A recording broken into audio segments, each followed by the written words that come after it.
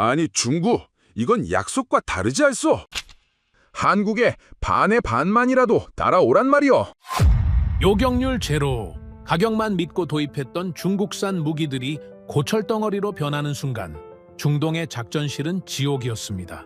17번의 긴급 통화에도 끝내 응답 없는 대국을 향해 그는 피를 토하듯 외쳤습니다. 아니 중구, 이건 약속과 다르지 않소? 하지만 그 폐허 속에서 오직 한 나라의 깃발만은 당당히 약속을 지켰습니다. 수만 킬로미터 떨어진 타국의 모래바람 농도까지 계산해 넣고 한치의 오차도 허용하지 않았던 지독한 완벽주의. 그런데 여러분, 놀라운 건 이게 전부가 아니라는 점입니다. 모두가 감탄한 그 무적의 방패는 사실 시작에 불과했기 때문이었던 겁니다. 대체 이들은 어떻게 미국도 포기한 이 죽음의 사막을 자신들의 앞마당으로 만들 수 있었던 걸까요? 삽에서 미사일로 이어진 50년 신뢰의 드라마, 그 경이로운 이야기를 지금부터 들려드리겠습니다. 그 전에 잠깐 1초 만에 누를 수 있는 좋아요 버튼을 꾹 눌러주시면 영상 제작에 아주 큰 힘이 됩니다. 그럼 바로 시작하겠습니다. 그날 밤 저는 죽음을 각오했습니다. 진짜 죽는다고 생각했죠. 미사일 수십 발이 날아오고 있었고 우리가 믿었던 방공 시스템은 한 발도 쏘지 못하고 있었으니까요. 중국에 전화했습니다. 안 받았습니다. 다시 걸었습니다. 또 안 받았습니다. 작전실 안에 있던 사람 모두가 같은 생각을 하고 있었습니다. 끝이다. 그런데 바로 그 순간이었습니다. 누군가 말했죠. 한국 시스템 투입합니다. 제 이름은 칼리드 알-나세르입니다. 중동에서 25년간 방공 작전을 지휘해온 사람이죠. 전쟁이 뭔지, 미사일이 뭔지, 방어가 뭔지 저는 누구보다 잘 안다고 자부했습니다. 그런 제가 그날 밤 두 손이 떨렸습니다. 태어나서 처음이었죠. 이야기를 처음부터 해드리겠습니다. 우리는 전쟁에 대비하고 있었습니다. 수년간 준비했죠. 방공 시스템을 겹겹이 쌓아 올렸고 레이더망을 촘촘하게 깔았습니다. 그 중심에 중국산 방공 시스템이 있었죠. 왜 중국을 선택했느냐고요? 솔직히 말씀드리겠습니다. 가격이었습니다. 서방 무기의 절반도 안 되는 비용으로 2배 수량을 확보할 수 있었죠. 회의실에서 누군가 이렇게 말했습니다. 성능은 비슷하고 가격은 반값입니다. 2배로 사면 됩니다. 모두가 고개를 끄덕였죠. 저도 그랬습니다. 숫자가 주는 안정감이라는 게 있지 않습니까? 12기. 우리는 중국산 방공 시스템 12기를 배치했습니다. 거기에 각종 보조 장비까지 더했죠. 완벽하다고 생각했습니다. 아니, 솔직히 말하면 완벽하다고 믿고 싶었던 겁니다. 작전실 분위기는 여유로웠습니다. 병사들은 교대 근무를 하면서 농담도 주고받았죠. 레이더 화면은 깨끗했고 경보음은 울리지 않았습니다. 저는 매일 밤 커피 한 잔을 마시며 화면을 바라봤습니다. 아무 일도 일어나지 않을 거라는 확신. 그게 얼마나 위험한 건지 그때는 몰랐죠. 그날도 그랬습니다. 새벽 2시. 저는 커피를 한 모금 마시고 있었습니다. 그때 레이더 담당 병사가 자리에서 벌떡 일어났죠. 사령관님, 목표 다수 접근 중입니다. 저는 컵을 내려놓았습니다. 몇 개야? 세고 있습니다. 10, 20, 30 이상입니다. 화면을 봤습니다. 붉은 점들이 쏟아지고 있었죠. 하나, 둘이 아니었습니다. 화면 전체가 붉게 물들고 있었습니다. 심장이 빠르게 뛰기 시작했죠. 도달 예상 시간 9분입니다. 9분. 겨우 9분이었습니다. 저는 즉시 명령했죠. 전 시스템 가동. 요격 준비. 작전실이 순식간에 전쟁 모드로 바뀌었습니다. 키보드 치는 소리, 통신 장비 잡음, 병사들의 다급한 목소리. 모든 것이 동시에 터져나왔죠. 하지만 저는 불안하지 않았습니다. 우리에겐 12기의 방공 시스템이 있었으니까요. 중국 시스템 1번부터 6번, 요격 모드 전환. 전환 완료. 발사 준비. 준비 완료. 저는 고개를 끄덕였습니다. 요격 개시. 그리고 기다렸죠. 화면에서 우리 미사일이 올라가는 것을 확인하려고요. 1초, 2초, 3초. 아무 일도 일어나지 않았습니다. 왜 안 나가는 거야? 확인 중입니다. 확인이 아니라 발사하란 말이야. 9초, 10초? 여전히 아무 반응이 없었죠. 저는 자리에서 일어났습니다. 1번 시스템 상태 보고. 발사 지연 중입니다. 원인 불명. 2번. 동일합니다. 3번은 병사가 저를 올려다봤습니다. 그 눈빛을 저는 절대 잊지 못합니다. 3번은 반응 자체가 없습니다. 등골이 서늘해졌습니다. 저는 소리쳤죠. 나머지 전부 상태 확인해. 지금 당장. 결과는 처참했습니다. 12기 중 4기만 겨우 반응을 보였죠. 그나마 반응한 4기도 문제가 있었습니다. 미사일은 발사됐지만 목표를 추적하지 못했습니다. 허공을 향해 날아가다 사라졌죠. 요격률 제로, 단 한 발도 맞지 않았습니다. 요격 결과 보고 전탄 실패입니다. 작전실이 얼어붙었습니다. 숨소리조차 사라졌죠. 레이더 화면 위의 붉은 점들은 아무 일도 없다는 듯이 우리를 향해 달려오고 있었습니다. 도달 예상 시간이 6분으로 줄었습니다. 그리고 5분, 4분, 저는 통신병을 불렀습니다. 중국 측 긴급 회선 연결해. 연결 시도합니다. 30초가 지났습니다. 1분이 지났죠. 연결됐어? 응답이 없습니다. 다시 걸어. 또 1분. 응답 없음. 한 번 더. 통신병의 손이 떨리고 있었습니다. 17번을 걸었죠. 17번 전부 같은 결과였습니다. 신호음만 울리다 끊어졌습니다. 수십억을 주고 산 무기가 작동하지 않는데 그 무기를 판 사람들은 전화조차 받지 않는 겁니다. 저는 책상을 주먹으로 내리쳤습니다. 팔아놓고 끝이란 말입니까? 사람이 죽어가는데 전화를 안 받겠다는 겁니까? 아무도 대답하지 못했죠. 할 수 있는 말이 없었으니까요. 저는 그 순간 깨달았습니다. 우리는 혼자라는 것을요. 완전히 버림받았다는 것을요. 도달 예상 시간 3분. 미사일은 코앞까지 와 있었습니다. 방어 수단은 없었죠. 작전실에 있던 병사 하나가 조용히 기도를 시작했습니다. 다른 병사는 고개를 숙이고 눈을 감았죠. 저도 솔직히 말씀드리면 가족 얼굴이 떠올랐습니다. 아내, 아이들, 이게 마지막일 수도 있겠구나. 그런 생각이 스쳐 지나갔습니다. 그때였습니다. 작전실 구석에서 한 기술장교가 자리에서 일어났습니다. 사령관님, 뭐야? 한국 시스템이 있습니다. 저는 그 말을 바로 이해하지 못했습니다. 뭐라고? 천궁입니다. 배치는 되어 있는데 주력이 아니라 대기 상태였습니다. 솔직히 말하겠습니다. 저는 천궁에 기대를 하지 않았죠. 소수만 들어와 있었고 보조 전력이었으니까요. 하지만 선택지가 없었습니다. 도달 시간 2분. 저는 말했습니다. 가동해. 지금 바로 한국 시스템 투입합니다. 기술장교가 콘솔 앞에 앉았습니다. 손가락이 빠르게 움직였죠. 화면이 바뀌었습니다. 시스템이 깨어나는 게 눈에 보였습니다. 반응 속도부터 달랐죠. 중국 시스템과는 완전히 다른 물건이었습니다. 목표 추적 완료, 요격 준비 완료. 이 두 마디가 3초 만에 나왔습니다. 저는 귀를 의심했죠. 아까 중국 시스템은 10초가 지나도 반응조차 없었습니다. 그런데 이건 3초 만에 준비가 끝난 겁니다. 발사, 미사일이 올라갔습니다. 화면에 하얀 선이 그어졌죠. 그리고 붉은 점 하나가 사라졌습니다. 요격 성공? 작전실이 멈췄습니다. 다시 말해봐. 첫 번째 목표 요격 성공입니다. 숨이 멎는 것 같았죠. 그런데 거기서 끝이 아니었습니다. 두 번째 미사일이 올라갔고 또 하나가 사라졌습니다. 세 번째, 네 번째. 하얀 선이 그어질 때마다 붉은 점이 하나씩 지워져 나갔죠. 한 발도 빗나가지 않았습니다. 마치 처음부터 그 자리에 있을 줄 알았다는 듯이 정확하게, 차분하게 하나씩 잡아냈습니다. 기도하던 병사가 고개를 들었습니다. 눈을 감고 있던 병사가 화면을 바라봤죠. 작전실 모두의 시선이 화면에 박혀 있었습니다. 붉은 점이 줄어들고 있었습니다. 30개가 넘던 점들이 20로, 10로, 5으로, 그리고 마침내 화면이 깨끗해졌습니다. 전부 잡은 겁니다. 저는 다리에 힘이 풀려서 의자에 주저앉았습니다. 그리고 중얼거렸죠. 되는 거야. 진짜로 된 거야.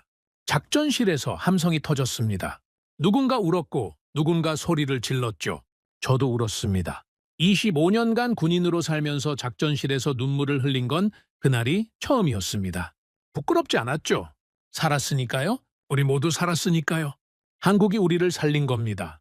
그날 밤 저는 천궁이라는 이름을 가슴에 새겼습니다. 한국이라는 나라를 완전히 다시 보게 됐죠. 우리가 돈을 아끼겠다고 선택한 무기는 우리를 배신했고 구석에 세워두었던 한국 시스템이 우리 전부의 목숨을 구한 겁니다. 하지만 여러분, 이건 시작이었습니다. 우리는 그날 밤 한국이 우리를 살렸다고 생각했습니다. 천궁, 그것이 전부라고 믿었죠. 하지만 시간이 지나면서 알게 됐습니다. 그건 단지 방패였을 뿐이라는 것을요. 한국은 방패만 준 나라가 아니었습니다. 그들에게는 아직 드러나지 않은 훨씬 더 거대한 무언가가 있었습니다. 전투가 끝난 뒤 저는 잠을 잘 수가 없었습니다. 눈을 감으면 붉은 점들이 보였죠. 화면을 가득 채우던 그 점들, 그리고 하나씩 사라지던 순간 아직도 심장이 뛰었습니다. 살아있다는 게 실감이 나지 않았죠. 하지만 군인은 감상에 빠져 있을 시간이 없습니다. 저는 다음 날 아침 작전실에 분석팀을 소집했죠. 어젯밤 전투 데이터 전부 꺼내. 전부요? 전부다. 중국 시스템 로그, 천궁 로그, 레이더 기록까지 하나도 빠짐없이 분석관들이 데이터를 펼치기 시작했습니다. 저는 그 자리에 앉아서 하나하나 직접 확인했죠. 25년간 이 일을 해왔지만 그날처럼 데이터를 뚫어지게 본 적은 없었습니다. 먼저 중국 시스템 로그를 봤습니다. 참담했죠. 12기 중 8기는 발사 명령 자체가 전달되지 않았습니다. 소프트웨어 오류였죠. 나머지 4기는 미사일을 쐈지만 추적 레이더가 목표를 놓쳤습니다. 발사된 미사일은 방향을 잃고 허공에서 자폭했죠. 요격률 제로. 완벽한 실패였습니다. 분석관 하나가 조심스럽게 말했습니다. 사령관님, 이건 단순 고장이 아닙니다. 무슨 뜻이야? 시스템 자체가 실전 환경에 맞지 않습니다. 시험장에서는 작동했을 수 있지만 실제 전투 조건에서는 처음부터 한계가 있었던 겁니다. 저는 이를 악물었습니다. 시험장에서는 된다. 실전에서는 안 된다. 이게 무기입니까? 장난감이죠. 천궁 로그 보여줘. 화면이 바뀌었습니다. 그리고 저는 눈을 의심했죠. 요격 시도 횟수와 성공 횟수가 같았습니다. 쏜 만큼 다 맞았다는 뜻이죠. 저는 분석관을 쳐다봤습니다. 이거 맞아? 3번 확인했습니다. 맞습니다. 오차는 사실상 없습니다. 저는 한참 동안 화면을 바라봤습니다. 25년간 수많은 무기 체계를 다뤘죠. 미국 것도 써봤고 유럽 것도 써봤고 러시아 것도 써봤습니다. 어떤 무기든 실전에서는 카탈로그 수치보다 떨어집니다. 그게 상식이에요. 환경이 다르고 변수가 생기고 예상하지 못한 상황이 터지니까요. 그래서 보통 카탈로그에 요격률 90%라고 적혀 있으면 실전에서 70%만 나와도 잘 된 겁니다. 그게 이 바닥의 현실이죠. 그런데 천궁은 달랐습니다. 카탈로그 수치와 실전 결과가 같았죠. 이게 가능해? 저도 모르게 중얼거렸습니다. 분석관이 대답했죠. 저도 처음에 데이터 오류인 줄 알았습니다. 그래서 원본 로그를 직접 뜯어봤습니다. 결과는 동일합니다. 오류가 아닙니다. 실제 성능입니다. 저는 의자 등받 뒤에 기대 앉았습니다. 머릿속이 복잡해졌죠. 이건 단순히 좋은 무기라는 수준이 아니었습니다. 뭔가 근본적으로 다른 물건이었죠. 환경 변수 대입해봐. 어떤 조건으로 할까요? 전부 다. 온도, 습도, 풍속, 전자전 간섭. 다 넣어봐. 분석팀이 시뮬레이션을 돌렸습니다. 사막의 극한 온도, 모래바람, 전자전 환경, 동시다발 공격 상황. 변수를 하나씩 바꿔가며 데이터를 돌렸죠. 결과가 나올 때마다 저는 화면을 확인했습니다. 달라지는 게 없었습니다. 어떤 조건을 넣어도 천궁의 성능은 거의 동일했죠. 중국 시스템은 조건이 바뀔 때마다 수치가 출렁거렸습니다. 온도가 올라가면 반응 속도가 느려졌고 전자전 간섭이 들어가면 추적 자체가 흔들렸죠. 그런데 천궁은 마치 환경을 무시하는 것처럼 일정한 결과를 냈습니다. 분석관이 고개를 저으며 말했습니다. 사령관님, 이건 좀 이상합니다. 뭐가? 보통 무기 성능은 환경에 따라 편차가 생깁니다. 그게 정상이에요. 그런데 이 시스템은 편차 자체가 거의 없습니다. 그게 무슨 뜻인지 설명해봐. 설계 단계에서부터 모든 변수를 이미 계산에 넣었다는 뜻입니다. 만들 때부터 사막에서 쓸 걸 알고 만든 거죠. 저는 그 말에 멈칫했습니다. 만들 때부터 알고 만들었다. 이 한마디가 머릿속에서 계속 맴돌았죠. 생각해 보십시오. 무기를 만드는 방법은 2가지가 있습니다. 하나는 일단 만들고 파는 겁니다. 사는 쪽에서 알아서 환경에 맞추라는 거죠. 중국이 그랬습니다. 시험장에서 잘 되니까 됐다. 가져가라. 이런 방식이었죠. 나머지는 우리 문제였습니다. 다른 하나는 쓸 환경을 먼저 연구하고 거기에 맞춰서 만드는 겁니다.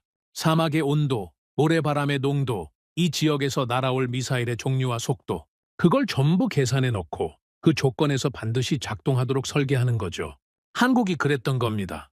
저는 자리에서 일어나 창밖을 바라봤습니다. 사막에 뜨거운 바람이 불고 있었죠. 이 땅의 조건을 한국 사람들이 연구했다는 겁니다.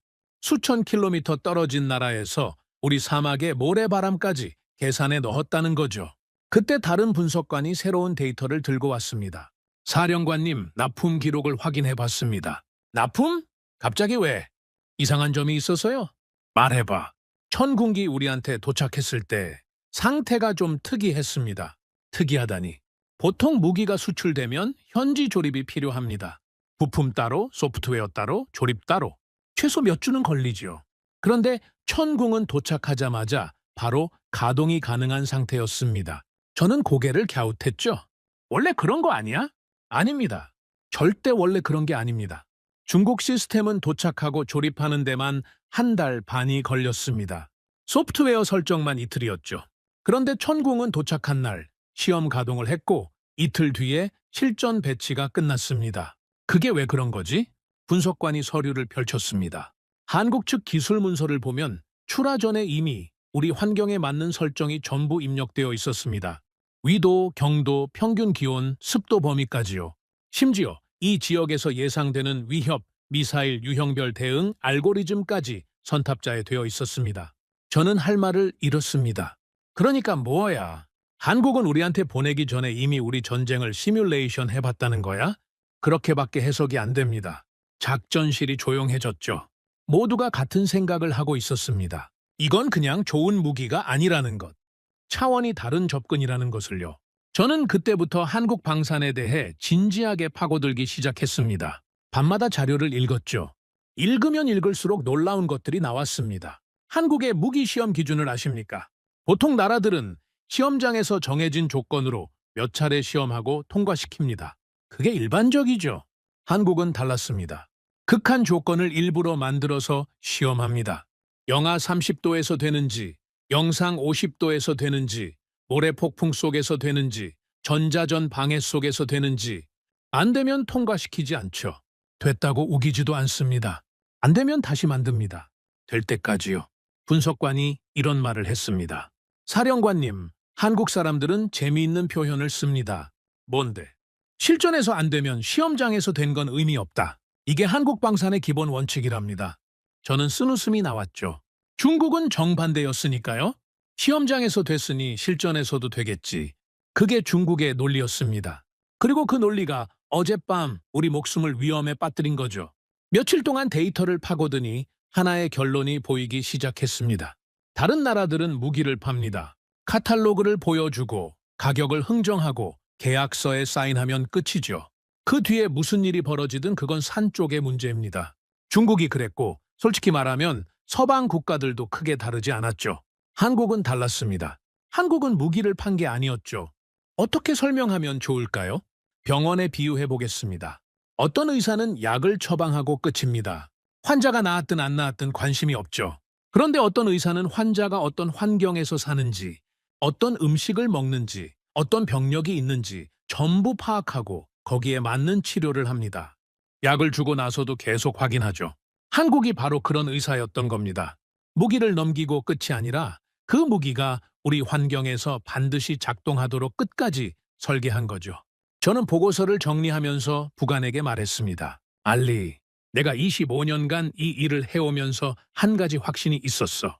뭡니까? 비싼 무기가 좋은 무기라는 거였지. 맞지 않습니까? 틀렸어. 부관이 저를 바라봤죠. 비싼 무기가 좋은 게 아니야. 약속한 대로 작동하는 무기가 좋은 거야. 카탈로그에 90%라고 쓰여 있으면 실전에서 90%가 나와야 하는 거야. 그게 당연한 거잖아. 그런데 이 당연한 걸 해내는 나라가 몇이나 되겠어. 한국이 해냈습니까? 한국만 해냈어. 저는 그날 밤 보고서 마지막에 한 줄을 적었습니다. 상부에 올리는 공식 문서에 개인 소감을 적는 건 규정 위반이었죠. 하지만 적지 않을 수가 없었습니다. 한국은 성능을 약속한 게 아니라 결과를 약속했다. 그리고 그 약속을 지켰다. 전쟁터에서 약속을 지키는 무기. 그것이 천궁이었다. 보고서를 제출하고 사무실로 돌아오는데 부관이 따라왔습니다. 사령관님, 왜? 한 가지 궁금한 게 있습니다. 말해봐. 천궁 성능이 이 정도면 한국이 다른 무기도 이렇게 만들었을 가능성이 있지 않습니까? 저는 걸음을 멈췄습니다. 부관의 얼굴을 봤죠. 알리의 눈이 진지했습니다. 저도 같은 생각을 하고 있었거든요. 방패가 이 정도면 혹시 창도 있는 건 아닐까? 그런 생각이 머릿속을 떠나지 않았습니다. 알리, 야? 한국에 대해 더 알아봐야 할 것 같아. 어디서부터 시작할까요? 저는 잠시 생각했습니다. 그리고 말했죠. 처음부터. 한국이 이 지역에 처음 발을 들인 때부터, 그때부터 다시 봐야 해. 그날부터 저는 한국이라는 나라를 파기 시작했습니다. 그리고 알게 됐죠. 천궁이 갑자기 하늘에서 떨어진 게 아니라는 걸요. 그 뒤에는 수십 년의 이야기가 있었습니다. 그런데 여러분, 그 이야기를 알고 나니까 더 놀랐습니다. 한국이라는 나라가 처음 이 사막 땅에 왔을 때 그들이 들고 온 건 미사일이 아니었거든요. 삽이었습니다. 곡괭이였죠? 맨손이었습니다. 그 이야기를 해드리겠습니다. 한국이 처음 이 땅에 온 건 1970년대였습니다. 그때 한국은 지금과 완전히 다른 나라였죠. 솔직히 말씀드리면 당시 우리는 한국이 어디 붙어 있는 나라인지도 잘 몰랐습니다. 아시아 어딘가에 있는 작은 나라, 전쟁을 겪고 폐허가 된 나라, 그 정도가 우리가 아는 전부였죠. 그런 나라에서 사람들이 왔습니다. 비행기에서 내린 그들의 모습을 본 사람들의 증언이 남아있죠. 체구가 작았습니다. 말랐고요. 가방 하나 달랑 들고 내렸다고 합니다. 화려한 장비도 없었고 거창한 프레젠테이션도 없었죠. 대형 건설사들이 양복을 차려입고 에어컨 나오는 사무실에서 계약서를 들이밀 때 한국 사람들은 공항에서 바로 현장으로 갔습니다. 제가 이 이야기를 어떻게 알게 됐느냐고요. 천궁 데이터를 분석한 뒤 저는 한국이라는 나라를 처음부터 다시 공부하기 시작했습니다. 부관알리에게 자료를 모으라고 했죠. 우리 지역에 한국이 언제 처음 왔는지, 뭘 했는지, 어떤 기록이 남아있는지. 알리가 며칠 뒤 서류 뭉치를 들고 왔습니다. 두꺼웠죠. 사령관님, 생각보다 많습니다. 뭐가 많아? 한국이 여기서 한 일이요. 건설 기록만 해도 이 정도입니다. 저는 그 서류를 한 장씩 넘기기 시작했습니다. 그리고 읽으면 읽을수록 놀랐죠. 1970년대 중동 전역에서 대규모 건설 붐이 일어났습니다. 석유가 돈이 되기 시작하면서 도로가 필요했고, 항만이 필요했고, 도시가 필요했죠. 전 세계 건설사들이 몰려들었습니다. 미국, 유럽, 일본, 다들 기회를 잡겠다고 달려왔죠. 한국도 왔습니다. 하지만 한국의 상황은 다른 나라와 전혀 달랐습니다. 미국이나 유럽 회사들은 이미 기술이 있었고, 장비가 있었고, 경험이 있었죠. 그들에게 중동 건설은 여러 사업 중 하나였습니다. 수익이 안 맞으면 빠지면 그만이었죠. 한국은 달랐습니다. 한국에게 중동은 기회가 아니라 생존이었죠. 나라가 가난했습니다. 외화가 필요했고 일자리가 필요했습니다. 여기서 실패하면 돌아갈 곳이 없었죠. 그래서 한국 사람들은 다른 나라 사람들이 하지 않는 일을 했습니다. 기록을 보면 이런 게 나옵니다. 한낮 기온 50도, 사막 한가운데 건설 현장. 유럽 회사들은 오전 작업을 하고 오후에는 쉬었습니다. 너무 더우니까요. 당연한 거죠. 사람이 50도에서 일하면 쓰러집니다. 그래서 모든 회사가 낮에는 작업을 중단했죠. 한국 사람들은 멈추지 않았습니다. 오해하지 마십시오. 한국 사람들이 더위를 안 탄 게 아닙니다. 그들도 쓰러졌죠. 기록에 따르면 열사병으로 실려간 사람이 한둘이 아니었습니다. 그런데도 멈추지 않았습니다. 쓰러진 사람을 병원에 보내고 남은 사람이 그 자리를 채웠죠. 밤이 되면 또 일했습니다. 조명을 설치하고 밤새 작업했죠. 당시 현장을 감독했던 우리 쪽 관리인의 기록이 남아 있습니다. 저는 그 기록을 읽고 한참 동안 멍하니 앉아 있었죠.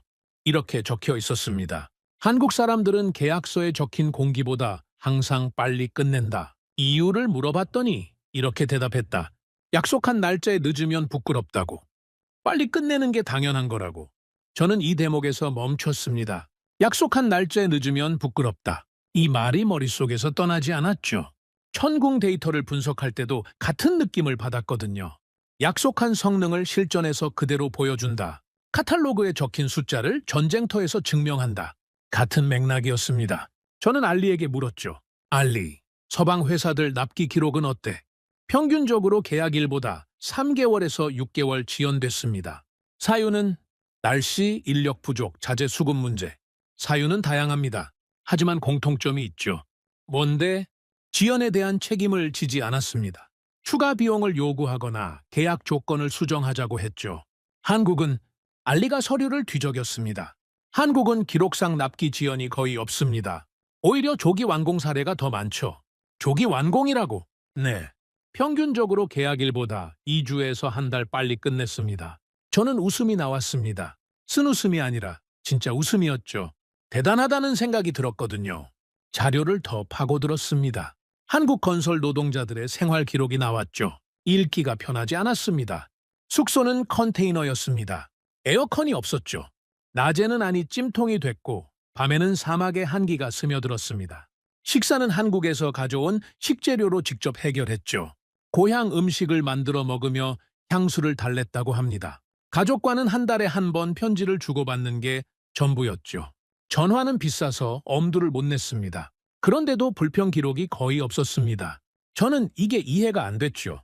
알리에게 물었습니다. 이 환경에서 불평이 없다고? 말이 돼? 기록에 따르면 한국 노동자들은 불평 대신 이렇게 말했다고 합니다. 뭐라고? 가족을 위해서 한다고요. 고향에 보낼 돈을 벌어야 한다고. 그래서 힘들어도 버틴다고. 저는 잠시 말을 잃었습니다. 가족을 위해서. 그 한마디가 수만 명의 한국 사람들을 50도 사막에서 버티게 한 겁니다. 거창한 이념이 아니었죠. 대단한 야망이 아니었습니다. 가족. 그것뿐이었죠.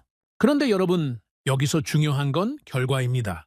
한국 사람들이 건설한 도로, 항만, 건물, 그것들이 어떻게 됐는지 아십니까? 50년이 지난 지금도 쓰고 있습니다. 멀쩡하게 서 있죠?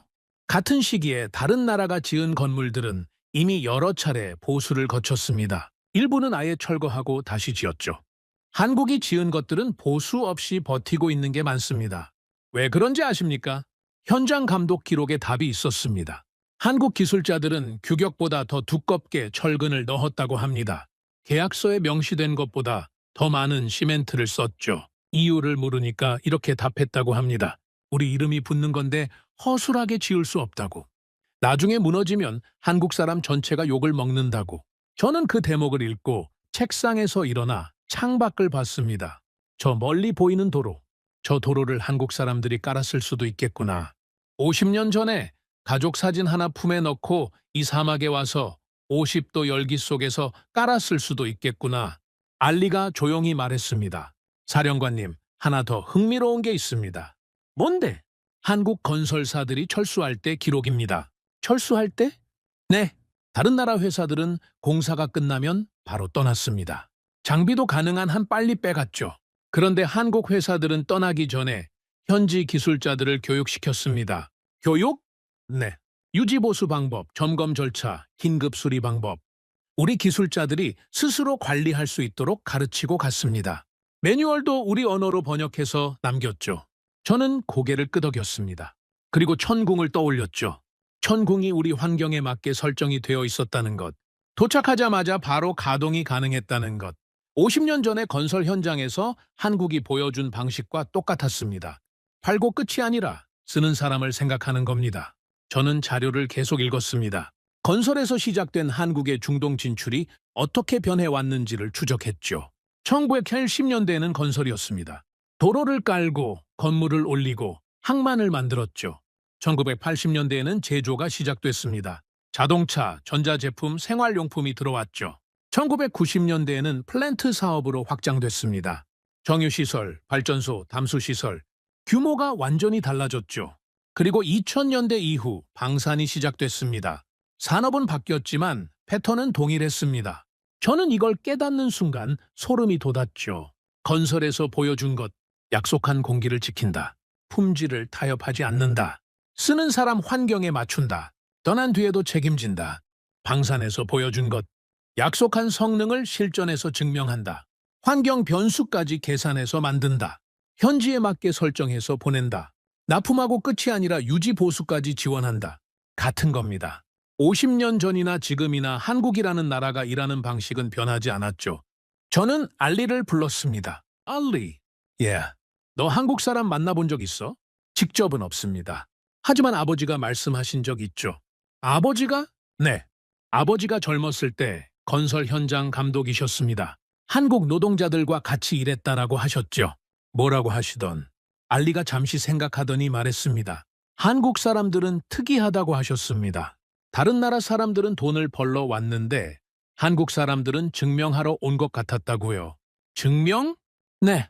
자기들도 할 수 있다는 걸 증명하러 온 것 같았다고 하셨습니다. 그래서 그렇게 악착같이 일했던 거라고요. 증명하러 왔다. 이 말이 가슴에 꽂혔습니다. 생각해 보십시오. 1970년대 한국은 세계 무대에서 아무것도 아닌 나라였습니다. 가난했고 작았고 아무도 주목하지 않았죠. 그런 나라의 사람들이 사막에 와서 묵묵히 일했습니다.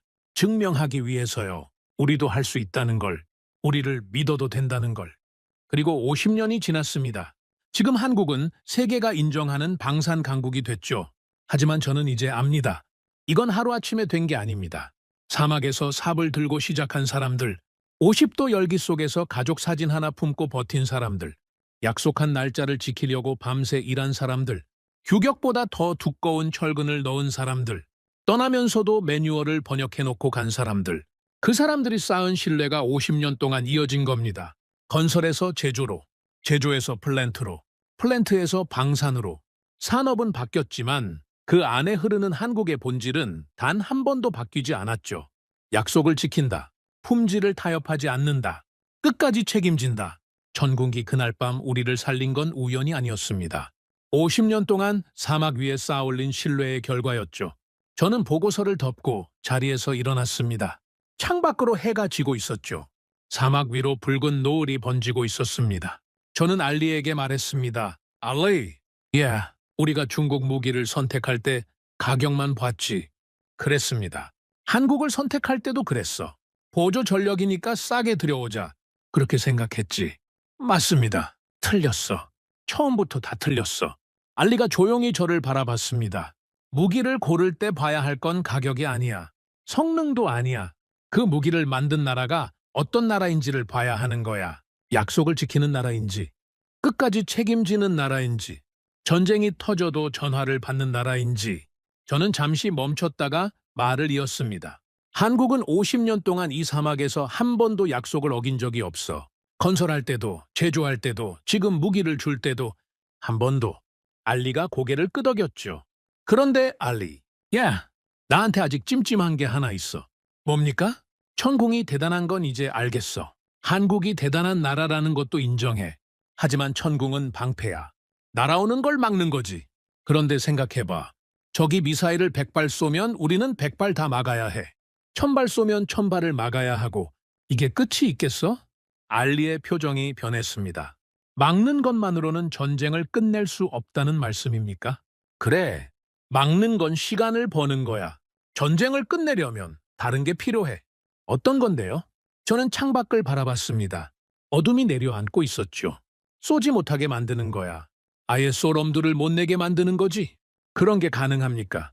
저는 대답하지 않았습니다. 그때는 아직 몰랐으니까요. 하지만 머지않아 알게 됩니다. 한국에게는 방패만 있는 게 아니었다는 것을요. 여러분, 우리는 천궁에 감탄했습니다. 50년간 쌓인 한국의 신뢰에 감동했죠. 하지만 그건 서막이었을 뿐입니다. 한국이 진짜 준비하고 있던 것, 그건 방패 뒤에 숨겨져 있었습니다. 아직 드러나지 않은 그것의 이름을 저는 이때 알지 못했습니다. 하지만 곧 알게 됩니다. 천군기 우리를 살린 뒤 상부에서 결정이 내려왔습니다. 기존 방공망을 전면 재편하라는 명령이었죠. 당연한 결정이었습니다. 중국 시스템은 사실상 고철이 됐으니까요. 전투 한 번의 신뢰가 완전히 무너졌습니다. 작전실 병사들 사이에서는 중국 장비를 가리키며 이런 말까지 돌았죠. 저건 방공 시스템이 아니라 비싼 장식품이라고. 아무도 그 장비를 다시 켜고 싶어 하지 않았습니다. 새로운 방공망의 중심은 당연히 천군기였습니다. 저는 한국 측과의 기술 협의를 총괄하게 됐죠. 문제는 전쟁 중이라는 거였습니다. 한국 기술진이 직접 올 수 있는 상황이 아니었죠. 미사일이 언제 또 날아올지 모르는 전쟁터에 민간 엔지니어를 보내달라고 할 수는 없으니까요. 그래서 화상회의로 연결했습니다. 첫 통화를 걸었을 때 저는 솔직히 기대를 하지 않았습니다. 중국에 17번 전화해서 한 번도 연결이 안 됐던 기억이 너무 생생했으니까요. 무기를 판 나라가 전화를 안 받는 세상에서 화상회의가 제대로 되겠습니까? 연결이 안 되면 그냥 우리끼리 해보자.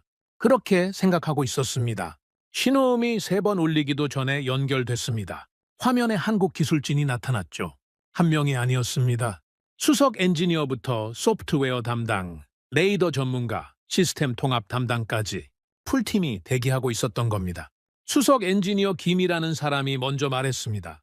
사령관님, 전투 데이터를 이미 수신했습니다. 분석도 끝났습니다. 저는 할 말을 잃었습니다. 잠깐, 데이터를 우리가 보냈습니까? 옆에 있던 기술 장교가 고개를 끄덕였죠. 천궁 시스템의 자동 보고 기능이 내장되어 있습니다. 전투 로그가 실시간으로 한국 본사에 전송됩니다. 이 말을 듣고 저는 등에 소름이 돋았습니다. 우리가 그날 밤 죽을 고비를 넘기고 있을 때 수천 킬로미터 떨어진 한국에서는 이미 그 데이터를 지켜보고 있었다는 겁니다. 전투가 끝나자마자 분석까지 완료해놨고요. 중국은 17번 전화해도 안 받았습니다. 한국은 전화를 걸기도 전에 이미 준비를 끝내놓고 있었죠. 이 차이를 어떻게 설명해야 합니까? 감동이 아니었습니다. 전율이었죠. 김 엔지니어가 바로 본론으로 들어갔습니다. 전체 방공 자산 목록을 요청했죠. 천국만이 아니라 레이더, 통신 장비, 지휘 체계, 기존 보조 장비까지 전부요. 저는 의아했지만 자료를 전부 암호화해서 전송했습니다. 이틀 뒤 다시 화상 회의가 잡혔고 김 엔지니어가 도면 하나를 화면에 공유했습니다. 저는 모니터 앞으로 몸을 숙였죠. 이게 뭡니까? 통합 방공체계 설계안입니다. 단순한 배치도가 아니었습니다. 모든 장비가 선으로 연결되어 있었죠. 천궁뿐 아니라 기존 레이더, 통신 장비, 심지어 중국 시스템에서 떼어낸 쓸만한 센서까지 전부 하나의 망으로 이어져 있었습니다. 잠깐, 이건 천궁 배치도가 아니지 않습니까? 맞습니다. 천궁 배치도가 아닙니다. 김 엔지니어가 설명을 시작했습니다. 사령관님, 기존 방식은 이렇습니다. 레이더가 목표를 탐지하면 작전관이 판단하고 명령을 내리고 각 시스템이 개별적으로 대응합니다. 목표가 5개면 가능하죠. 10개도 어렵지만 할 수 있습니다. 하지만 미사일 30발이 동시에 들어오면 인간은 처리할 수 없습니다. 판단이 밀리고 명령이 지연되고 대응이 늦어집니다. 저는 아무 말도 못했습니다. 그날 밤 제가 얼마나 혼란스러웠는지 떠올랐으니까요. 붉은 점이 30개 넘게 쏟아지는데 어디부터 막아야 할지, 어떤 시스템을 먼저 돌려야 할지 머릿속이 하얘졌던 그 순간이 생생했죠. 이 체계에서는 모든 센서와 무기가 하나의 네트워크로 연결됩니다. 레이더가 목표를 잡는 순간 데이터가 자동으로 모든 시스템에 공유됩니다. 그리고 시스템이 스스로 판단합니다. 어떤 목표가 가장 위험한지, 어떤 무기로 대응하는 게 최적인지. 사령관님은 최종 승인만 하시면 됩니다. 시뮬레이션을 돌렸습니다. 그날 밤과 동일한 조건이었죠. 미사일 30발 동시 접근, 도달 시간 9분, 화면이 움직이기 시작했습니다. 레이더가 목표를 잡는 순간 모든 데이터가 동시에 모든 시스템으로 흘러갔죠. 시스템이 자동으로 목표를 분배했습니다. 이 미사일은 이쪽이 잡고 저 미사일은 저쪽이 잡고 겹치는 것도 없었고 빠지는 것도 없었습니다. 마치 하나의 두뇌가 수십 개의 팔을 동시에 움직이는 것 같았죠. 동시에 여러 미사일이 사라졌습니다. 30발이 2분도 안 돼서 전부 제거됐죠. 그날 밤 1000군기 하나씩 순서대로 잡아냈던 것과는 차원이 다른 속도였습니다. 작전실에서 지켜보던 병사들 입이 벌어졌죠. 이건 한국군이 실제로 사용하는 체계와 동일한 구조입니다. 이 말의 무게가 느껴졌습니다. 보통 무기 수출은 어떻게 합니까? 자국용은 최상급이고 수출용은 한 단계 낮춘 버전을 줍니다. 다들 그렇죠. 미국도 그렇고 러시아도 그렇고 중국은 말할 것도 없습니다. 자기네가 쓰는 것과 파는 것이 다릅니다. 그게 이 바닥의 상식이었죠. 한국은 달랐습니다. 자국용과 수출용이 같았죠. 우리 군이 믿지 못하는 물건을 다른 나라에 팔 수는 없습니다. 이 한마디에 작전실이 조용해졌습니다. 체계 전환이 시작됐습니다. 한국 기술진은 매일 화상 회의를 잡았죠. 아침에 한 번, 저녁에 한 번. 시차가 있었지만 그들은 우리 시간에 맞춰줬습니다. 새벽이든 한밤중이든 전화를 걸면 받았죠. 저는 한번 시험 삼아 새벽 3시에 긴급 통화를 요청했습니다. 기술적으로 급한 문제가 아니었죠. 솔직히 말하면 시험한 겁니다. 진짜 받나? 정말 언제든 되나? 확인하고 싶었습니다. 3분 만에 김 엔지니어가 화면에 나타났습니다. 눈이 충혈되어 있었죠. 분명히 자고 있었을 겁니다. 하지만 불평 한마디 없이 물었습니다. 무슨 상황입니까? 부끄러웠습니다. 동시에 확신이 생겼죠. 이 사람들은 진짜다. 진심으로 우리를 지원하고 있다. 교육 방식도 남달랐습니다. 보통 무기 수출국들은 어떻게 합니까? 두꺼운 매뉴얼을 보내줍니다. 영어로 된 수백 페이지짜리 문서죠. 읽고 알아서 하라는 겁니다. 질문이 있으면 이메일 보내라고 하고 답장은 일주일 뒤에 옵니다. 운이 좋으면요. 한국은 매뉴얼을 우리 언어로 번역해서 보냈습니다. 기술 용어까지 현지 기술병들이 이해할 수 있는 수준으로 풀어서요. 화상 교육도 매일 진행했죠. 우리 기술병이 질문하면 즉석에서 화면에 도면을 그려가며 설명했습니다. 한 번으로 안 되면 10번, 20번, 완전히 이해할 때까지 반복했죠. 알리가 교육 현장을 지켜보다가 이유를 정확히 짚었습니다. 우리가 못하면 자기네 무기가 제대로 작동하지 않으니까 그런 겁니다. 우리의 능력이 곧 전궁의 성능이 되는 거죠. 한국은 무기만 준 게 아니었습니다. 그 무기를 제대로 쓸 수 있는 능력까지 함께 심어주고 있었던 겁니다. 3주 만에 체계 전환이 완료됐습니다. 작전실 화면이 완전히 바뀌었죠. 예전에는 각 시스템이 따로 표시됐습니다. 천궁 화면 따로, 레이더 화면 따로, 통신 화면 따로. 작전관이 여러 화면을 번갈아 보면서 상황을 판단해야 했죠. 이제는 하나의 화면에 모든 것이 통합돼 있었습니다. 위협이 어디서 오는지, 어떤 시스템이 대응하는지, 탄약은 얼마나 남았는지 전부 한눈에 보였죠. 저는 새 시스템 앞에 앉아서 한참을 바라봤습니다.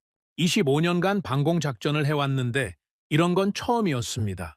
마치 눈이 하나였던 사람이 갑자기 수십 개의 눈을 가진 것 같았죠. 전에는 보이지 않던 것들이 보였습니다. 그때 깨달았습니다. 한국이 우리에게 준 건 무기가 아니라 시스템이었다는 것을요. 개별 장비가 아니라 모든 것이 연결된 하나의 유기체. 그리고 이 시스템은 한번 들어오면 빠져나갈 수 없는 구조였습니다. 모든 장비가 한국 체계를 중심으로 연결되어 있으니 이걸 빼면 전체가 무너지죠. 다른 나라 장비로 교체하려면 처음부터 다시 시작해야 합니다. 수년이 걸리고 그 사이에 방공망은 텅 비게 되죠. 하지만 저는 이렇게 생각했습니다. 전화를 안 받는 나라에 묶이는 것과 새벽 3시에도 3분 만에 받는 나라에 묶이는 것은 완전히 다른 문제라고요. 마지막 화상 회의에서 김 엔지니어에게 물었습니다. 당신들은 왜 이렇게까지 합니까? 매일 회의에 새벽에도 전화 받고 매뉴얼 번역까지. 이게 계약에 포함된 겁니까? 김 엔지니어가 잠시 생각했습니다. 그리고 말했죠. 사령관님, 저희가 만든 무기가 실전에서 실패하면 사람이 죽습니다. 저희는 그 무게를 알고 있습니다.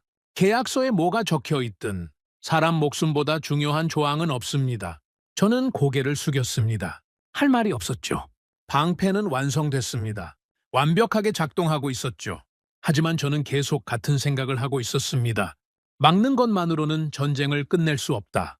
적이 100발을 쏘면 100발을 막아야 하고 1000발을 쏘면 1000발을 막아야 합니다. 이건 끝이 없죠. 진짜 전쟁을 끝내려면 쏘지 못하게 만들어야 합니다. 아예 쏠 엄두를 못 내게 만들어야 하죠. 한국에게 방패만 있을 리 없었습니다. 이 정도 시스템을 만드는 나라에게 창이 없을 리가 없었죠. 그런데 여러분, 그 창은 제가 상상했던 것보다 훨씬 더 거대한 것이었습니다. 그걸 알게 된 건 얼마 지나지 않아서였죠. 통합방공체계가 완성되고 며칠간 평온한 날이 이어졌습니다. 미사일이 날아오지 않았죠. 작전실은 조용했고 병사들은 교대 근무를 하면서 새 시스템에 적응해가고 있었습니다. 저도 긴장을 조금 풀었죠.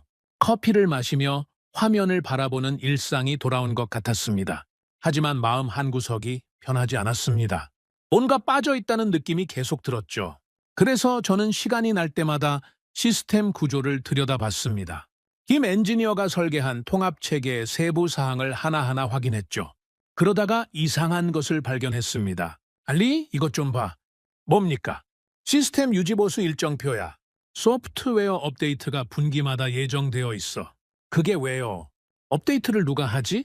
알리가 문서를 확인했습니다. 그리고 고개를 들었죠. 한국 본사에서 원격으로 합니다. 우리가 직접 할 수는 없어? 불가능합니다. 소스 코드 접근 권한이 한국 측에만 있습니다. 저는 다른 항목을 가리켰습니다. 부품 교체 주기 봐. 핵심 부품은 전부 한국산이야. 대체품이 없어. 그건 당연한 거 아닙니까?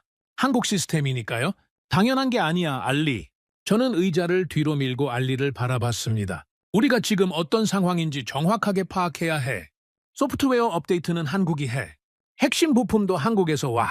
기술 지원도 한국이 하고 교육도 한국이 하지. 알리, 이 체계에서 한국을 빼면 뭐가 남아? 알리가 입을 다물었습니다. 대답할 수가 없었던 거죠. 정답은 간단했습니다. 아무것도 안 남습니다. 저는 그날부터 본격적으로 의존 구조를 분석하기 시작했습니다.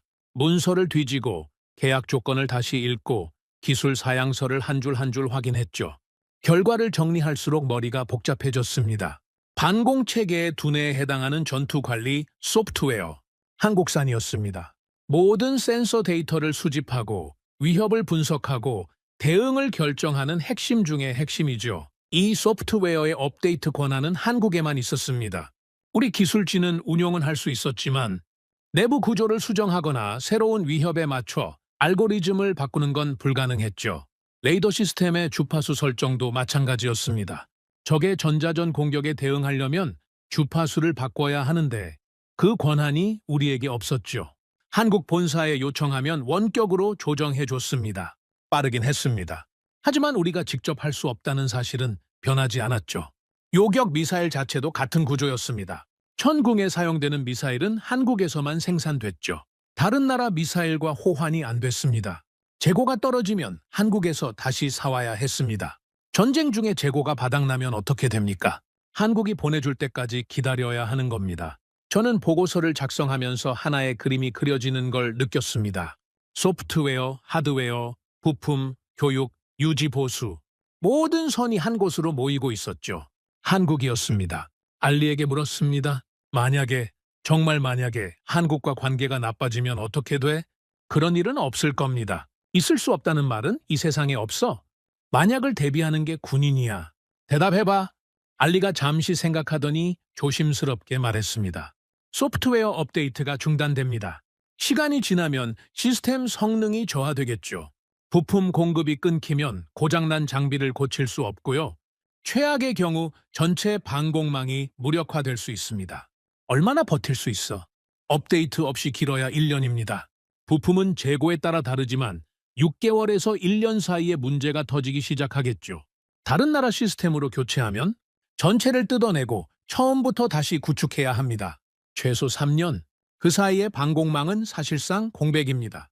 3년. 전쟁 중에 방공망이 3년 동안 비어 있으면 나라가 사라집니다. 저는 의자에 등을 기대고 천장을 바라봤습니다.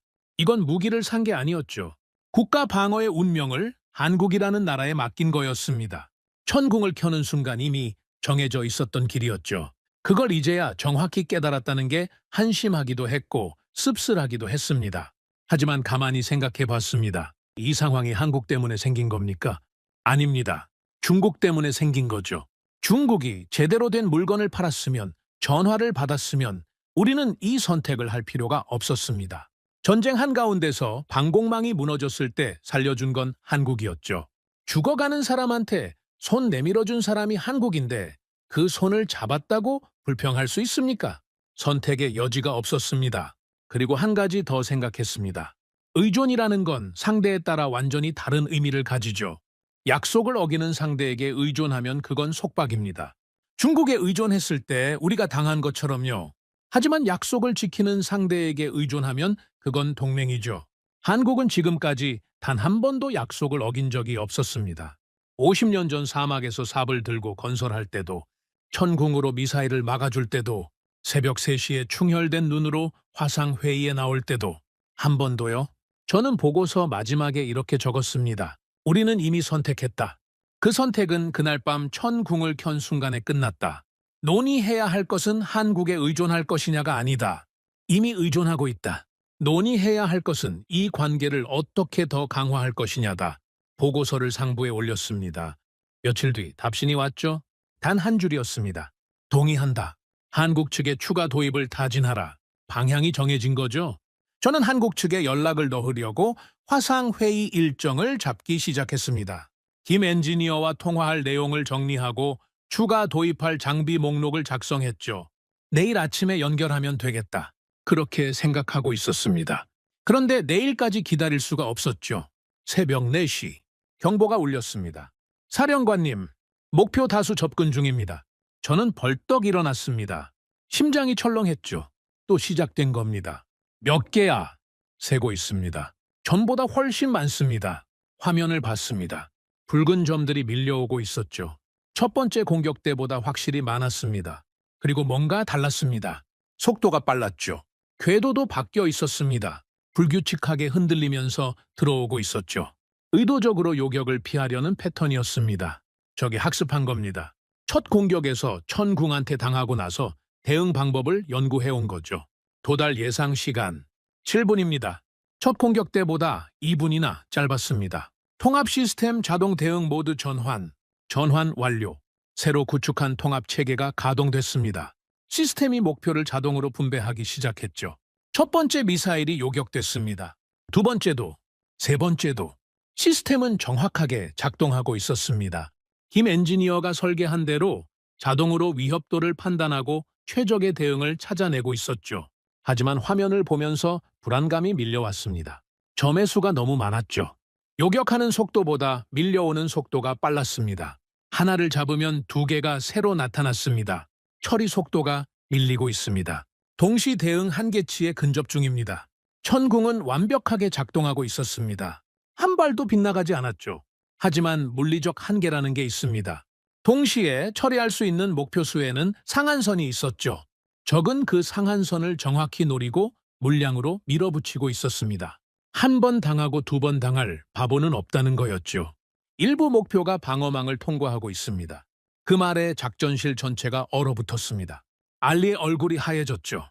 저도 마찬가지였습니다. 천궁을 믿었습니다. 통합체계를 믿었죠. 하지만 방패에는 한계가 있었습니다. 아무리 완벽한 방패라도 한꺼번에 쏟아지는 공격을 무한정 막을 수는 없었죠. 제가 며칠 전에 했던 말이 떠올랐습니다. 막는 것만으로는 전쟁을 끝낼 수 없다고. 그 말이 바로 지금 현실이 되고 있었습니다. 저는 주먹을 쥐었습니다. 이를 악물었죠. 그리고 바로 그 순간 상부로부터 긴급 명령이 떨어졌습니다. 칼리드 사령관, 2단계 전력 투입을 승인한다. 2단계 전력.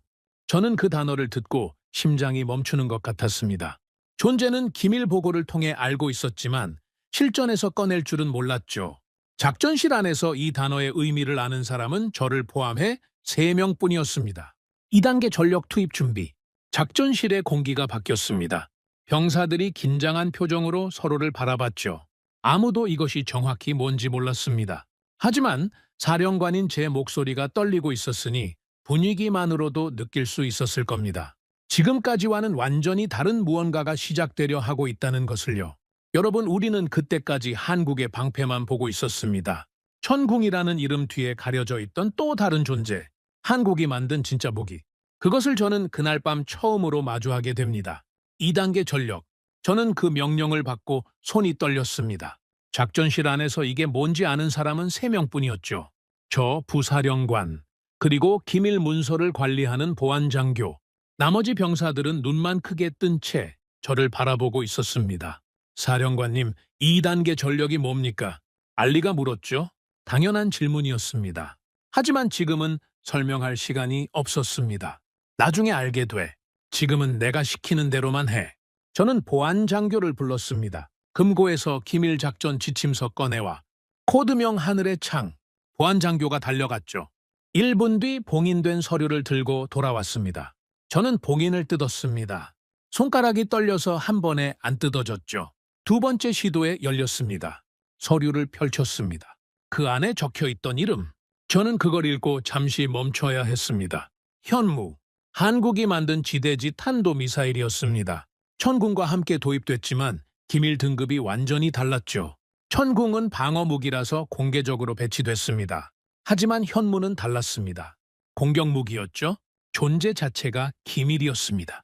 배치된 장소도 작전실 인원 대부분이 몰랐죠. 지침서를 읽으면서 저는 점점 입이 벌어졌습니다. 현무의 사거리, 수백 킬로미터였습니다. 우리 영토에서 발사해도 적의 미사일 기지를 직접 타격할 수 있는 거리였죠. 정밀도는 더 놀라웠습니다. 오차 범위가 미터 단위였습니다. 수백 킬로미터를 날아가서 건물 하나를 정확히 맞출 수 있다는 뜻이었죠. 그리고 가장 중요한 것, 현무는 천궁 통합 체계와 연결되어 있었습니다. 김 엔지니어가 통합 체계를 설계할 때 남겨놓은 그 빈 포트, 다른 무기 체계와 연결할 수 있는 그 구조, 그게 바로 현무를 위한 것이었던 겁니다. 저는 그 순간 모든 퍼즐이 맞춰지는 걸 느꼈습니다. 천궁은 방패였죠. 날아오는 미사일을 막는 것. 하지만 한국은 처음부터 방패만 줄 생각이 아니었습니다. 방패와 함께 창을 준비해 놓고 있었던 겁니다. 우리가 방패에 감탄하고 있는 동안 창은 이미 조용히 배치되어 있었죠. 미사일은 여전히 밀려오고 있었습니다. 천궁이 버티고 있었지만 한계에 가까웠죠. 시간이 없었습니다. 현무 시스템 가동. 기술 장교가 별도의 콘솔에 접근했습니다. 이 콘솔은 작전실 구석에 있었는데 지금까지 한 번도 켜진 적이 없었죠. 병사들은 그게 뭔지도 몰랐습니다. 그냥 안 쓰는 장비라고 생각했던 겁니다. 화면이 켜졌습니다. 인터페이스가 나타났죠. 천궁 화면과 비슷하면서도 완전히 달랐습니다. 천궁 화면에는 날아오는 미사일이 표시됐죠. 방어의 화면이었습니다. 현무 화면에는 적의 기지가 표시되어 있었습니다. 공격의 화면이었죠. 통합체계 연동 시작. 기술 장교가 명령을 입력했습니다. 그러자 놀라운 일이 벌어졌죠. 천궁의 레이더가 추적하고 있던 적 미사일의 궤도 데이터가 현무 시스템으로 흘러들어갔습니다. 시스템이 그 데이터를 분석하더니 미사일이 날아온 원점을 역추적하기 시작했죠. 발사 원점 추적 중입니다. 화면에 좌표가 하나씩 나타났습니다. 적의 미사일 기지 위치였죠. 하나, 둘, 셋. 네 곳이 특정됐습니다. 원점 좌표 확보 완료. 네 곳입니다. 저는 화면을 바라봤습니다. 적이 미사일을 쏘는 바로 그 장소가 눈앞에 찍혀 있었죠. 지금까지 우리는 날아오는 미사일을 막는 것밖에 할 수 없었습니다. 어디서 쏘는지 알아도 손이 닿지 않았죠. 그런데 지금 그 손이 생긴 겁니다. 현무 발사 준비. 기술 장교의 목소리가 떨리고 있었습니다. 이 무기를 실전에서 쓰는 건 처음이었으니까요. 저도 마찬가지였죠. 심장이 미친 듯이 뛰었습니다. 좌표 입력 완료. 발사 대기 상태. 저는 잠시 멈췄습니다. 이 버튼을 누르면 돌이킬 수 없었죠. 방어가 아니라 공격이었습니다. 상대방 영토에 미사일을 꽂는 거였죠. 하지만 머뭇거릴 시간이 없었습니다. 천궁 화면을 봤습니다. 붉은 점들이 여전히 밀려오고 있었죠. 방어선이 위태로웠습니다. 바우사, 한 글자. 그 한 글자에 모든 것이 담겨 있었죠. 현무가 날아갔습니다. 화면에 새로운 선이 그어졌죠. 천궁의 하얀 선과는 달랐습니다. 천궁의 선은 위를 향했죠. 날아오는 것을 막으러 올라가는 선이었습니다. 현무의 선은 앞을 향했습니다. 적을 향해 나아가는 선이었죠. 방향이 완전히 달랐습니다. 작전실이 숨을 죽였습니다. 모든 시선이 화면에 박혀 있었죠. 첫 번째 현무가 목표에 도달했습니다. 적 미사일 기지 첫 번째 좌표. 화면에서 표시가 바뀌었죠. 첫 번째 목표 타격 확인. 아무도 말을 하지 못했습니다. 두 번째가 도달했죠. 두 번째 목표 타격 확인. 세 번째, 네 번째, 네 곳의 미사일 기지가 전부 타격됐습니다. 그리고 그 직후 놀라운 변화가 일어났죠. 밀려오던 붉은 점의 수가 줄기 시작했습니다. 처음에는 미세한 변화였죠. 하나가 줄고 둘이 줄었습니다. 하지만 시간이 지나면서 확연해졌습니다. 새로 나타나는 붉은 점이 급격히 줄었죠. 미사일 기지가 파괴됐으니 당연한 결과였습니다. 쏠 곳이 없어진 거죠. 적 미사일 발사 빈도 급감 중입니다. 1000군기 나머지를 처리했습니다. 밀려오던 물량이 줄어드니 이제는 여유가 있었죠. 하나씩 정확하게 잡아냈습니다. 붉은 점이 줄어들고 마침내 화면이 깨끗해졌습니다. 끝난 겁니다. 작전실에 정적이 흘렀습니다. 첫 번째 전투 때와는 다른 침묵이었죠. 그때는 살았다는 안도감에 울고 소리 질렀습니다. 이번에는 달랐습니다. 아무도 소리를 지르지 않았죠. 모두가 방금 일어난 일의 의미를 곱씹고 있었습니다. 알리가 먼저 입을 열었습니다. 사령관님, 응. 방금 그게 뭡니까? 현무야, 한국 무기입니까? 그래. 천군기랑 다른 겁니까? 완전히 다르지. 저는 알리를 바라봤습니다. 그리고 천천히 말했죠. 천궁은 방패야. 날아오는 걸 막는 거지. 현무는 창이야. 쏘는 놈을 직접 치는 거야. 알리가 잠시 생각하더니 물었습니다. 그러면 이제 저기 미사일을 쏘면 어떻게 됩니까? 저기 쏘는 순간 우리 레이더가 궤도를 잡아 궤도를 역추적하면 어디서 쐈는지 나오지. 좌표가 나오면 현무가 날아가서 그 자리를 밀어버려. 그러면 적은 한 발 쏠 때마다 자기 기지가 날아가는 거야. 두 발 쏘면 두 곳이 날아가고 세 발 쏘면 세 곳이 날아가지. 알리의 눈이 커졌습니다. 쏘면 쏠수록 자기가 손해라는 뜻입니까? 그래, 결국 어떻게 되겠어? 못 쏘게 되겠죠. 그거야. 그게 핵심이야. 저는 자리에서 일어나 화면 앞으로 걸어갔습니다. 통합 화면에 천궁과 현무가 나란히 표시되어 있었죠. 방패와 창이 하나의 시스템 안에서 연결되어 있었습니다. 지금까지 우리는 방어만 했어. 저기 100발 쏘면 100발 막았지. 1000발 쏘면 1000발 막아야 했고. 이건 끝이 없는 거야. 아무리 막아도 적은 계속 쏠 수 있으니까. 저는 화면에 현무 표시를 가리켰습니다. 하지만 이제는 달라. 적이 쏘는 순간 대가를 치르게 되는 거야. 한 발 쏘면 기지 하나를 잃어. 이게 뭘 의미하는지 알아? 전쟁의 계산법이 바뀌는 거야. 쏘는 게 이득이 아니라 손해가 되는 거지. 그러면 결국 안 쏘게 돼. 쏠 수가 없어지는 거야. 알리가 고개를 천천히 끄덕였습니다. 그리고 조용히 말했죠. 한국이 이걸 처음부터 계획하고 있었던 겁니까? 저는 대답하지 못했습니다. 하지만 마음속으로는 이미 답을 알고 있었죠. 그렇다고. 천궁을 설계할 때 현무와 연결되는 포트를 미리 만들어 놓은 것.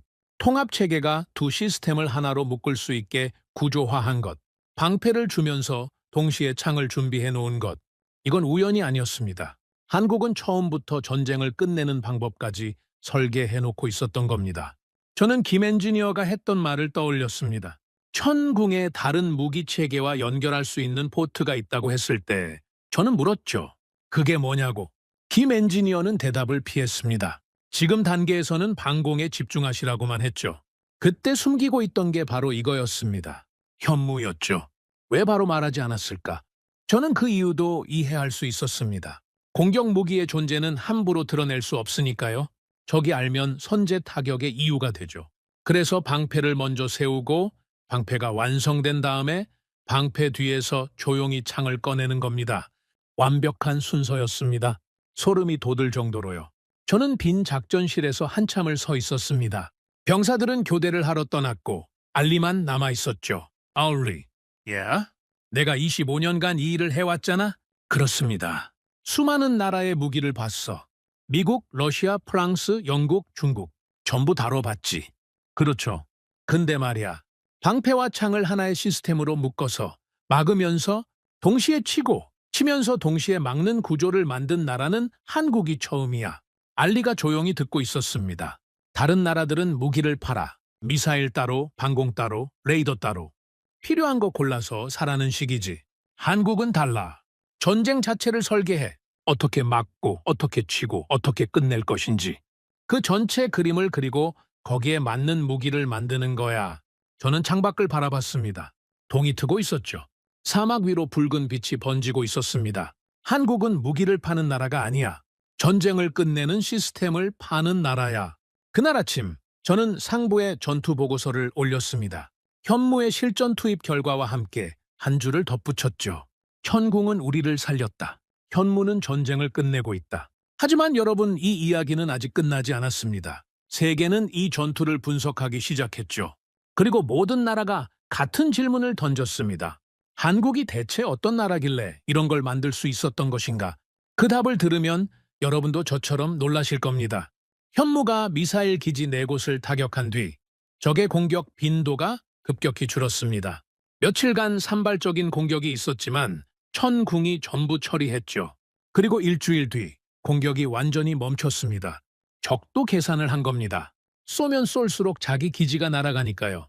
한 발의 미사일로 우리 도시를 위협할 수는 있지만 그 대가로 발사시설 하나를 통째로 잃는 겁니다.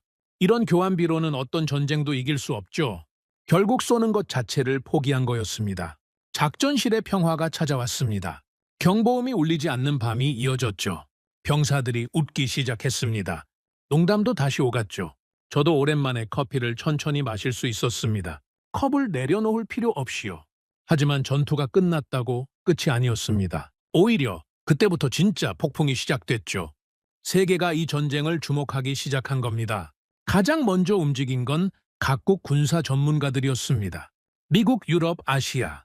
전 세계에서 분석 요청이 쏟아졌죠. 전투 데이터를 공유해달라. 시스템 성능 보고서를 보여달라. 현장 실사를 허가해달라. 연락이 끊이지 않았습니다. 상부에서 판단을 내렸죠. 일부 데이터를 공개하기로 했습니다. 물론 현무 관련 기밀은 제외했지만 천궁의 요격 기록과 통합체계 운용 결과는 공유했죠. 반응은 즉각적이었습니다.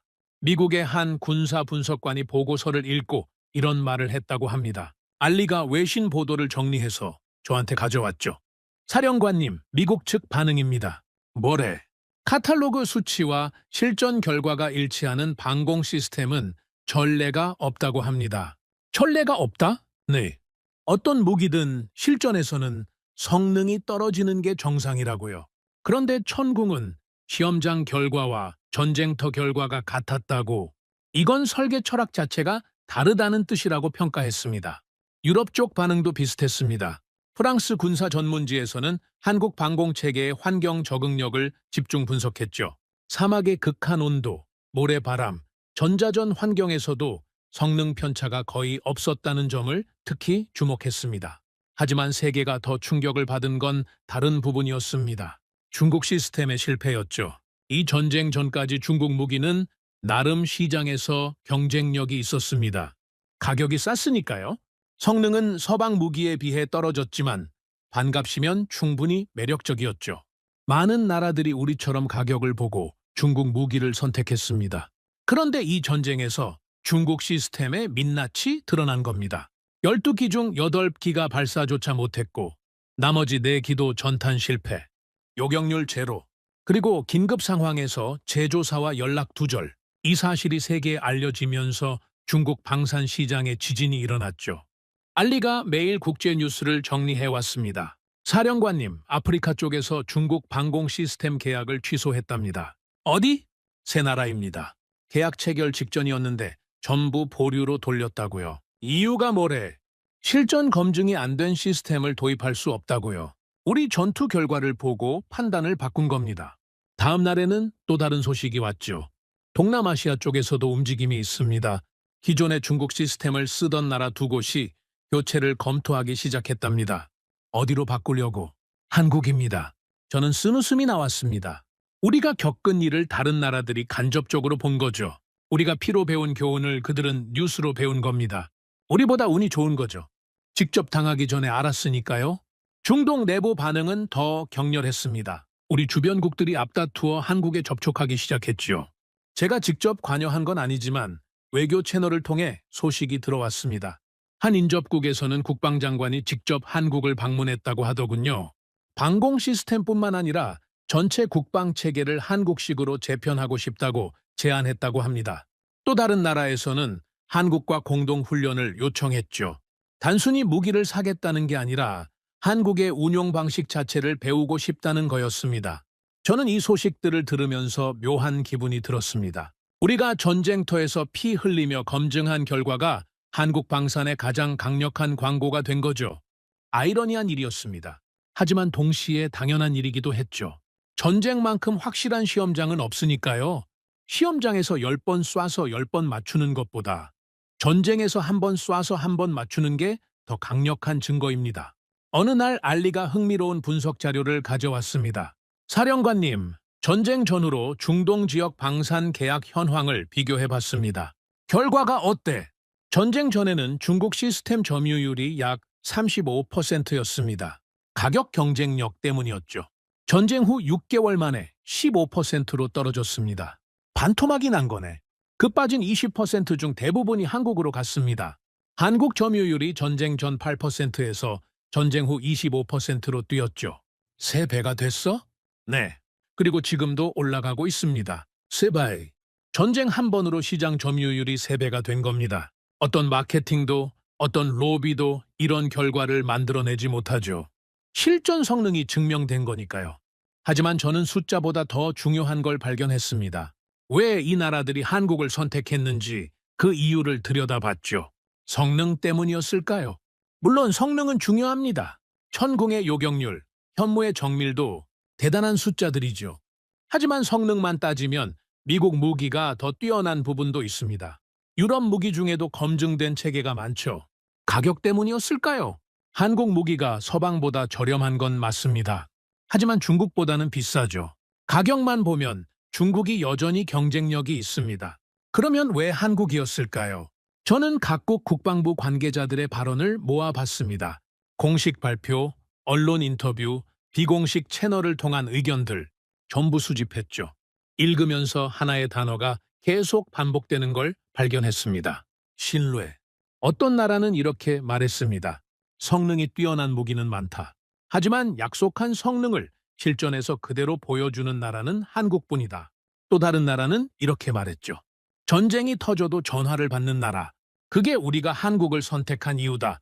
그리고 한 국방장관의 발언이 저를 멈추게 했습니다. 무기는 결국 생명을 지키는 도구다. 생명을 맡기려면 믿을 수 있어야 한다. 우리는 성능을 사는 게 아니라 신뢰를 사는 것이다. 한국은 그 신뢰를 50년 동안 증명해왔다. 50년. 이 숫자가 다시 나왔습니다. 제가 직접 확인했던 그 역사. 1970년대 사막에서 삽을 들고 시작한 한국 노동자들. 약속한 공기를 지키고 규격보다 두꺼운 철근을 넣고 떠나면서 매뉴얼을 번역해놓고 간 사람들. 그 신뢰가 50년 동안 쌓여서 오늘에 이른 겁니다. 저는 알리에게 말했습니다. 알리, 세계가 한국을 선택하는 이유가 뭔지 알겠어? 성능 아닙니까? 아니야. 가격? 그것도 아니야. 그러면 뭡니까? 신뢰야. 약속을 지키는 나라. 전화를 받는 나라. 팔고 나서도 책임지는 나라. 그게 한국이야. 세계가 산 건 미사일이 아니야? 한국이라는 나라에 대한 신뢰를 산 거야. 알리가 잠시 생각하더니 물었습니다. 그러면 사령관님, 한국이 왜 그런 겁니까? 왜 다른 나라들은 안 그런데 한국만 그런 겁니까? 좋은 질문이었습니다. 저도 같은 의문을 가지고 있었죠. 내 생각에는 말이야. 한국은 아직도 증명하고 있는 거야. 증명이요? 알리, 내 아버지가 뭐라고 했는지 기억나? 한국 사람들은 돈을 벌러 온 게 아니라 증명하러 온 것 같았다고. 그게 아직도 이어지고 있는 거야. 자기들도 할 수 있다는 걸, 자기들을 믿어도 된다는 걸 지금도 증명하고 있는 거지. 저는 창밖을 바라봤습니다. 전쟁 전에는 아무도 한국 방산을 주목하지 않았어. 미국, 러시아, 유럽, 그 이름들에 가려져 있었지. 하지만 이 전쟁이 모든 걸 바꿨어. 시험장이 아니라 전쟁터에서 증명됐으니까. 피와 불 속에서 검증됐으니까. 이제 누구도 무시할 수 없게 된 거야. 알리가 고개를 끄덕였습니다. 그리고 조용히 말했죠. 사령관님, 그러면 이제 한국은 기준이 되는 겁니까? 저는 그 질문에 바로 대답하지 않았습니다. 잠시 생각했죠. 그리고 말했습니다. 아니, 한국은 이미 기준이야. 세계가 아직 그걸 다 깨닫지 못했을 뿐이지. 하지만 시간 문제야. 조만간 모든 나라가 알게 될 거야. 무기를 고를 때 성능표 말고 한 가지를 더 봐야 한다는 걸. 그게 뭡니까? 그 무기를 만든 나라가 전화를 받는 나라인지, 전쟁이 터졌을 때 도망가지 않는 나라인지, 그걸 봐야 한다는 거야. 저는 마지막으로 한마디를 덧붙였습니다. 그리고 그 기준을 통과하는 나라는 지금 이 세상에 하나뿐이야. 여러분, 이 이야기를 시작할 때 저는 이렇게 말씀드렸습니다. 그날 밤 죽음을 각오했다고. 미사일이 날아오는데 방공 시스템은 작동하지 않고 전화는 연결되지 않았다고. 그때 저는 모든 것이 끝났다고 생각했습니다. 하지만 끝이 아니었죠. 시작이었습니다. 한국이라는 나라를 만나는 시작이었죠. 저는 상부의 명령을 받고 한국을 방문하게 됐죠. 목적은 공식적으로는 추가 도입 협의였습니다. 하지만 솔직히 말씀드리면 저는 한국이라는 나라를 직접 보고 싶었습니다. 이 나라가 대체 어떤 곳이길래 저런 무기를 만들고 저런 사람들이 나오는 건지 제 눈으로 확인하고 싶었죠. 비행기에서 내렸을 때 첫인상은 의외였습니다. 화려하지 않았죠. 공항은 깔끔했지만 과시하는 느낌이 없었습니다. 도시도 마찬가지였죠. 거대한 건물들이 있었지만 위압적이지 않았습니다. 질서가 있었고 조용한 활기가 있었죠. 사람들은 바빠 보였지만 여유가 있었습니다. 알리가 옆에서 중얼거렸습니다. 생각보다 조용한 나라네요. 뭘 기대했는데 잘 모르겠습니다. 현물을 만든 나라니까 뭔가 더 거창할 줄 알았습니다. 저도 비슷한 생각이었죠. 하지만 곧 깨달았습니다. 이 조용함이 바로 한국의 본질이라는 것을요. 떠들지 않습니다. 과시하지 않죠. 그냥 만들고 증명하고 결과로 보여줍니다. 첫 일정은 방산기업 방문이었습니다. 천군과 현물을 만든 그곳이었죠. 공장에 들어서는 순간 저는 걸음을 멈췄습니다. 규모가 압도적이었습니다. 하지만 저를 멈추게 한 건 규모가 아니었죠.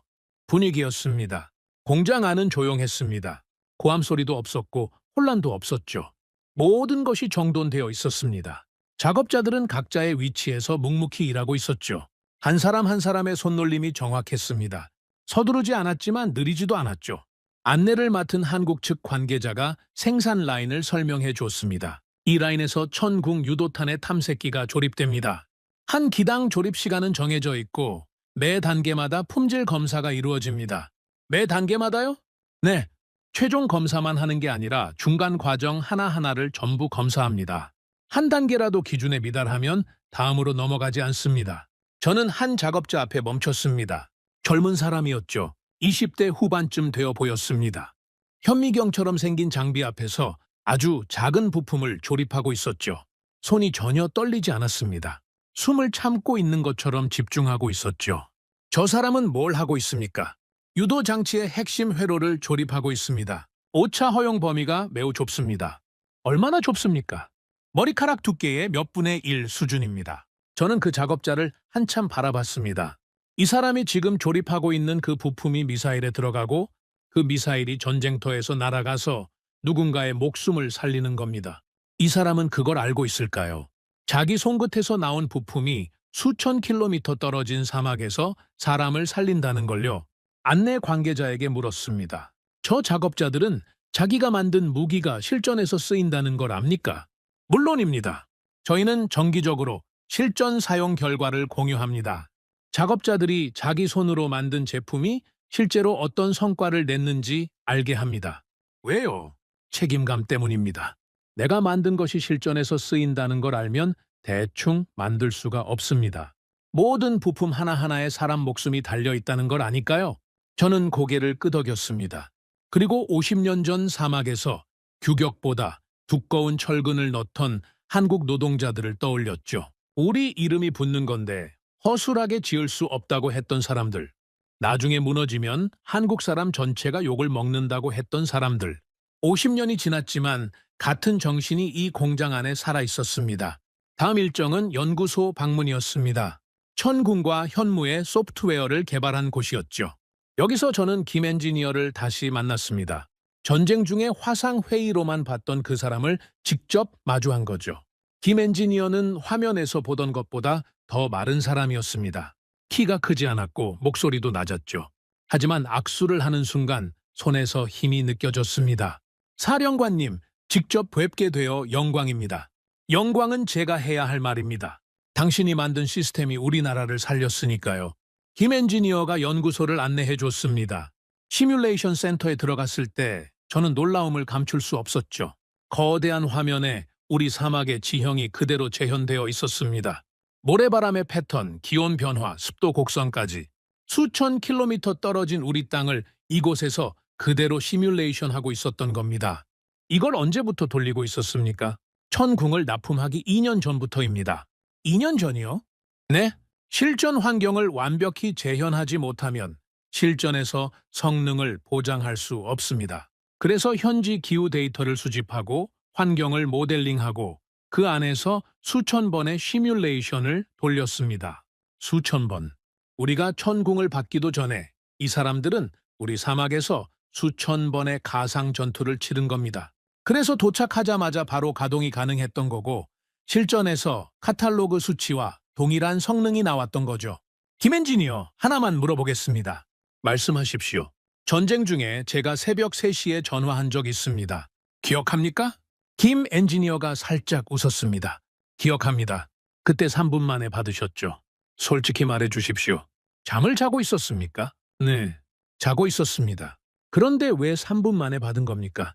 김 엔지니어가 잠시 멈칫했습니다. 그리고 천천히 말했죠. 전쟁이 진행 중이었으니까요. 저희가 만든 무기가 실전에서 쓰이고 있었습니다. 그 무기 뒤에 사람이 있다는 걸 알고 있었죠. 전화벨이 울린다는 건 그 사람들에게 문제가 생겼다는 뜻입니다. 잠이 중요합니까? 사람이 중요합니까? 저는 더 이상 물어보지 않았습니다. 물어볼 필요가 없었죠. 연구소를 나오면서 저는 긴 복도를 걸었습니다. 벽에 사진들이 걸려 있었죠. 연구소의 역사를 보여주는 사진들이었습니다. 초창기 사진이 있었죠. 작은 사무실에 연구원 몇 명이 모여있는 사진이었습니다. 장비도 허술했고 공간도 좁았죠. 그 옆에 현재 사진이 있었습니다. 최첨단 시뮬레이션 센터, 수백 명의 연구원, 세계 최고 수준의 시설. 하지만 저를 멈추게 한 건 마지막 사진이었습니다. 벽 맨 끝에 걸려 있었죠. 흑백 사진이었습니다. 사막이었습니다. 1970년대 중동 건설 현장, 한국 노동자들이 삽을 들고 서 있는 사진이었죠. 마르고 작고 햇볕에 그을린 얼굴들. 하지만 눈빛은 살아 있었습니다. 사진 아래에 작은 글귀가 적혀 있었습니다. 여기서 시작했습니다. 저는 그 사진 앞에서 한참을 서 있었습니다. 눈이 뜨거워졌죠. 이 사람들이었습니다. 50도 사막에서 가족 사진 하나 품고 버텼던 사람들, 약속한 날짜에 늦으면 부끄럽다고 했던 사람들, 그 사람들의 손자 세대가 지금 천궁을 만들고 현무를 만들고 있는 겁니다. 사비 미사일이 된 거죠.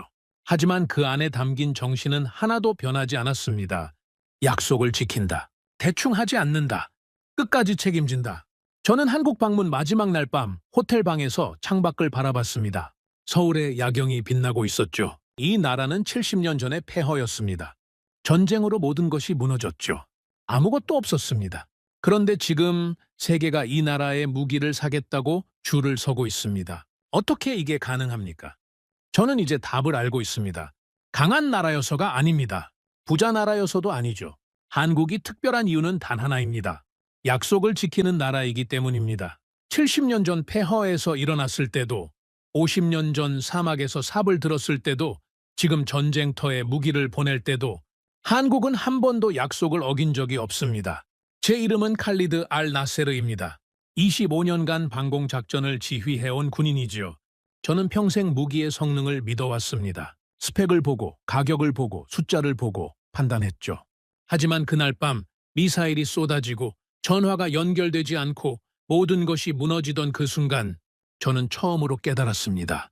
전쟁에서 중요한 것은 성능이 아니라 신뢰라는 것을요. 중국은 우리를 떠났습니다. 전화를 끊었죠.